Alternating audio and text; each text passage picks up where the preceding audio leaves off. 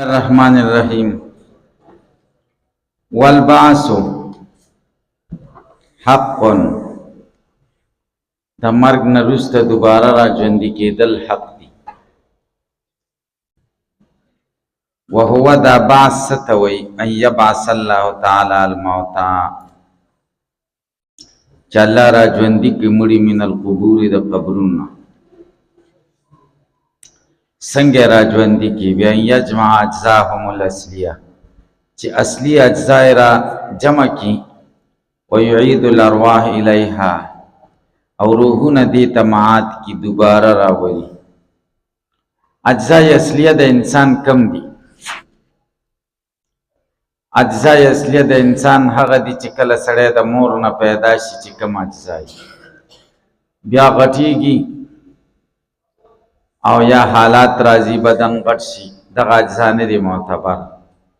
د مور نه چې د پیدا کېدو په وخت کې کم اجزای دي ته اجزای اصلیه وایي. دا به خدای را ژوندي کوي، را غونډوي به اگر چې خوارواري. راځه لکه دروازه پرې ده، راځه راځه د کلاوي کا را ته بجې مې ورته ویلې دي د وړې دورې والا ته بجې راځي ته به په عذاب شي.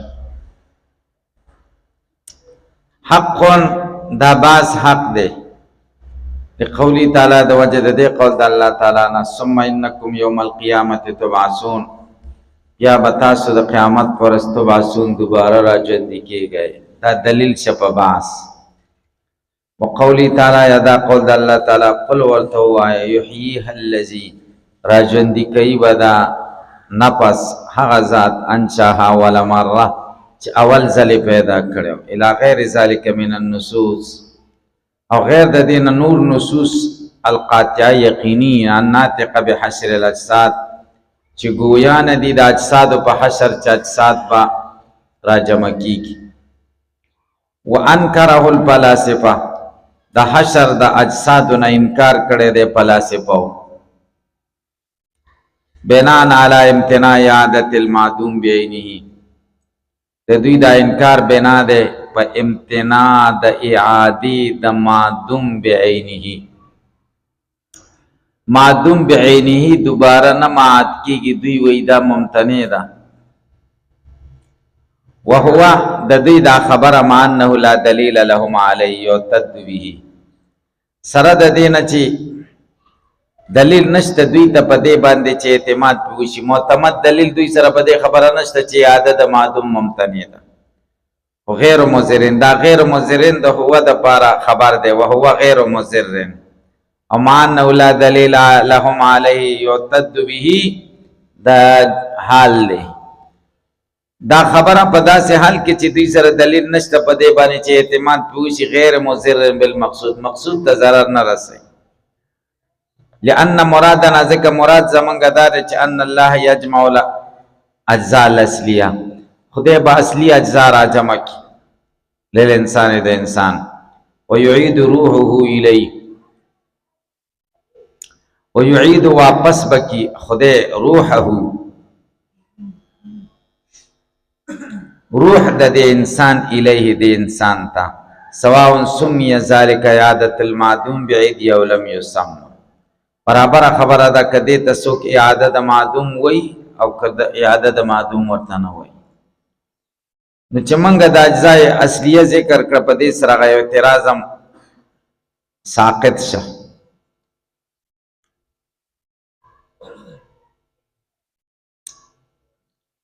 اعتراض دا دی چې یو انسان را پاسي یو بل انسان اخري، نو دا یو انسان عاقل شه بل انسان معقول شه. دا معقول انسان د عاقل جز وګرځي، د جز بدن جز. دا دغه بنده کله کدا لګي راځي.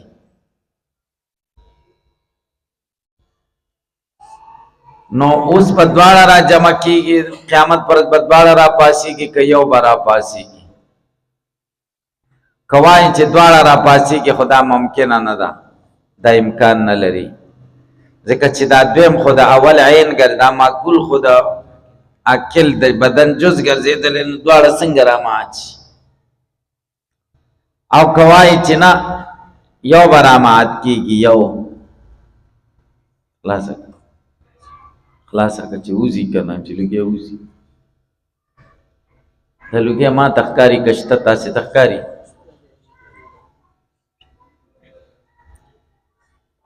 او کوای چې یو را پاسېږي نه دا بل خو د بل بعث خو نه شکنه هلکه پې پوه شي نو دا چې مونږ وویل چې اجزا اصلیه به خدای را پاڅوي او په هغې کې به روح اچوي دا اعتراض ده بس عقل را پاسې د معقول وخوړو د معقول اجزا خو چېرته تللي نه دي که د معقول اجزا خو د عقل انسان په پوزلاتو کې به خارج شوي پټي کې به پراته وي خدای ته معلوم دی او خدای بیا را جمع کړي او په هغې کې روح واچوي هلکه پې پوه شوئ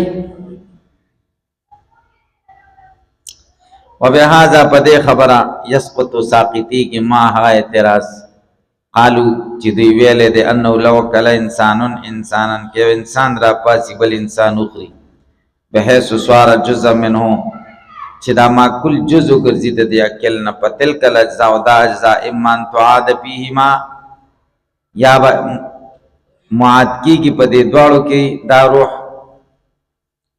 وهو معاد في احدهما یا په یو کې پر يكون الاخر معادا نو دا بل معاد نش بجميع اجزائه وذلك لان المعاد دا اعتراض ولي وغرزيدا وذلك دا ساقط ولي شو لان المعاد انما هو الاجزاء الاصليه دوباره کې خو اجزاء اصليه چې باقی دي دا اول عمر نه تر اخره پوري او اجزاء معقوله خو پوزله دي پاکل کې لا اصليه نه دي وای شي ازیاتی اجزا په جز ګرځېدلي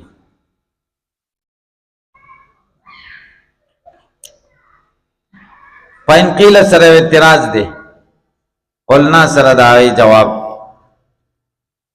اعتراض دار چې دا قول بالتناسخ شو تناسخ څه ته وایي تناسخ دی ته وایي چې یو نیک عمله انسان روح دا په خسته مرغۍ کې واچولی شي او باغونو کې ګرځي را ګرځي مزې به کوي او د بد عمله انسان روح به په سپي کې واچولی شي او هغه بار چاته غپه غپه کوي تکلیف شو یا پیشو کې واچوي یا مږې کې واچوي او به منډې را منډې وایي نو دا سزا جزا نشته دا د تناسخ قائلین وای بس سزا او جزا به دغه طریقې سره نو په منګه اعتراض والدي چې دا قول به تناسخ شکنه چې تاسو وای چې په اجزا اصليه برا جمع شو انسان شکل باور کړي شي او باغی کې به روح واچولې شي نو دا خو هغه بدن نه دی چې کوم دنیا کې او بل بدن دی ځکه حدیث کې دی چې جنتیان بجردن مردن بدن باندې به ویخته نه یا په ګیره به هم نه او داسې وي او د جهنمی غاخ به یو د احد د غر نه زیات دي نو دا خو دغه انسان نشي چې کوم دنیا کې او دا خو بل انسان شي نو تناسخ قائلین څه کوي د تناسخ قائلین هغوی دا وایي چې دا روح به په مرغۍ یا په سپي کې اچول کېږي هغه جسد ثانی دی او تاسو هم وایي چې په بل څه کې به اچول کېږي نو دا قول به تناسخ شه که نه او د تناسخ خو مونږ قایله نه یو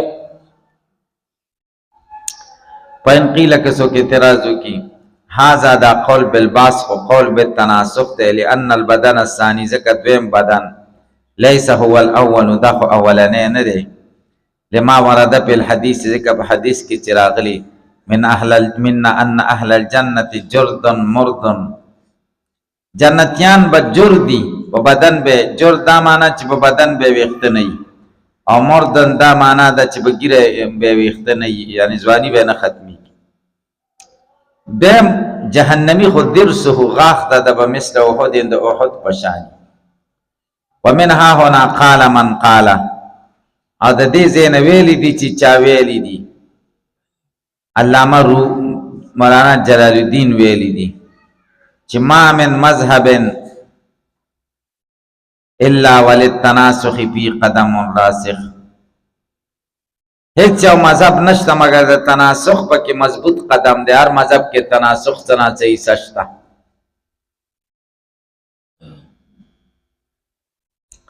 تاسو په دې خبرو پوهیږئ که نه پوهیږئ؟ هلکه مونږ خو د دې قایله یو چې دا بدن په دې قبر کې کېښودلی شي، د دې سره د روح تعلق شته، او دا تعلق په مرتبه د لا بشرط شی کې دی، او دا تعلق داسې تعلق دی چې دا جسد په دې تعلق باندې ادراک د تعذیب او د تنعیم کوي. هلکه پې پوه شئ که پې پوه شئ؟ دا عام مړو ته حاصل دی، شهداو ته زیات دی، او پیغمبرانو ته د ټولو نه اعلی دی دا تعلق. هلکه حضرت تانوی رحمه الله وی ټول بدن کې خو حیات شته، خو پوندې په نسبت باندې د ګوتې په سرونو کې حیات زیات دی. پونده کې هم حیات شته که نشته؟ او د ګوتې په سر کې هم دی، کم کې زیات دی؟ ځکه دا لږ زور کې خوږېږي او هغه را کش کوه کنه نه خوږېږي. دقه شان حیات ټولو مړو له حاصل دی، خو مطلب دا دی چې انبیاو له د ټولو نه زیات دی، او شهداو له بیا د هغوی نه کم دی، عامو مړو ته بیا د هغوی نه کم دی. هلکه بې پوه شئ؟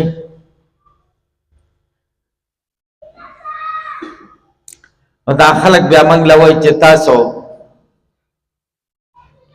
دې مړي ته چې دغه وایئ چې روح تعلق دی ورسره او ژوندی ورته وایي، تاسو ورته څه وایئ؟ نو د هغې ښځې له بیا کونډه ولې وایي؟ دا اعتراض کوي که نه؟ هغه 4 میاشتې او 10 ورځې عدت ولې تېروي؟ بچي ته یتیم ولې وایي؟ هلکه پې پوه شئ که پې پوه نه شئ؟ نه موږ وایي دا هر څه خو واقع په څه کې دي؟ په برزخ کې دي که نه؟ هغه خو د دنیا سره تعلق کټ شه که نه؟ هغه ته چې دا حیات میلاو دی په برزخ کې، نو ښځې له خو موږ په دنیا کې کونډه وایو، بچو ته یتیمانان وایو، چې د پلار تعلق یې د دنیا سره کټ شوی دی.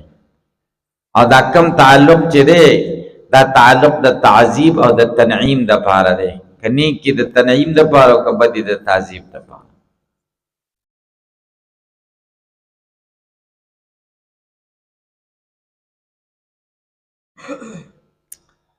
تاسو پې پوه شئ که پې پوه نه شئ؟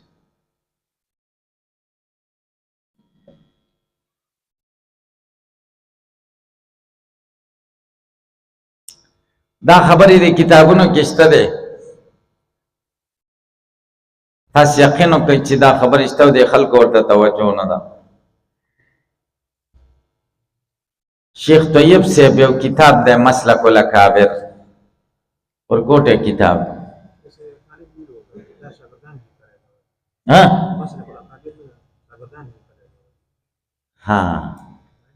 خو د هغه تصدیق پېشته کړ، نوم پې د هغه دی، نوم پې د هغه دی، او داسې پې لیکلي چې تصنیف د ده دی، تصنیف د ده دی.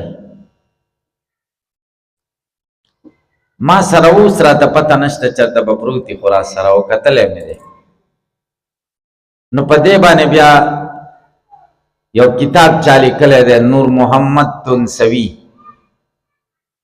څوک عالم دی خو ډېر زبردست عالم دی، اوس وفات شوی، نور محمد تنسوي، مجموعه سوالات و جوابات. هغه کې دا ټول اعتراضونه دي او جوابونه دي. نو په هغې مسلک الاکابر کې دا دي چې که چېرې د سړي پلار مړ شي او دی شهید شي او دی ورته ژوندی وایي، نو دا مور دې ورولي چې ژوندی دی چې د ده بل رور پیدا شي که نه. یو دویم دا دی چې دا مور بل سړي سره د ده نکاح وکړي، نو د مور خو یې 2 خاوندان شو که نه. یو په قبر کې دی، الفاظ یې داسې دي، او یو ژوندی دی، نو مور یې 2 میړیزې شوه. دا خبره ده که بده ده؟ بده ده که نه؟ هغې موږ له وایي که نه تاسو وایئ چې قبر کې ژوندی دی نو دا بل میړه خرڅله کوي بل سړي سره نکاح کوي نو د یوې ښځې دوه میړونه په اسلام کې دا خو شو که نه؟ تاسې پې پوه شئ که پې پوه شئ نو هغه مجموعه سوالات و جوابات والا ورته ډېر ښه دغه کړی دی هغه وایي چې موږ داسې وایو چې په برزخ کې ژوندی دی او دې کونډې له چې میړه پکار دی دا په څه کې پکار دی دنیا کې که برزخ کې دنیا کې ورته پکار دی نو دا خپل خاوند خو برزخ له لاړه بل ځي نو موږ ورته وایي دې له یو خاوند پکار دی چې هغه دنیا کې اوسېږي د هغې تعلق ورسره د دنیا خاوند هم ورته یو پیدا کړ څو مرته پیدا کړ یو پیدا کړ او بیا ورته وایي چې تاسو وایئ چې دا سړی چې کوم دی چې د سړي پلار مړ شي دا په کوم ځای کې شه دا په برزخ کې شه په قبر کې شه نو د روح کوم ځای کې روح یې چېرته شه و روح جسد مثالي کې اچول کېږي څه کې اچول کېږي نو ستاسو په مذهب دا لازمیږي چې د یوې ښځې دوه میړونه شو یو هغه جسد اصلي شه چې کوم قبر کې دی یوې هغه جسد مثالي شه چې روح پکې واچول شو او دا جسد مثالی قائلین خود تر تناسخ قائلین شو کنه د دیو د تناسخ د قائلینو په منځ کې څه فرق شته تاسو په پوه شئ ډېر بهترین کتاب یې لیکلی مجموعه سوالات و جوابات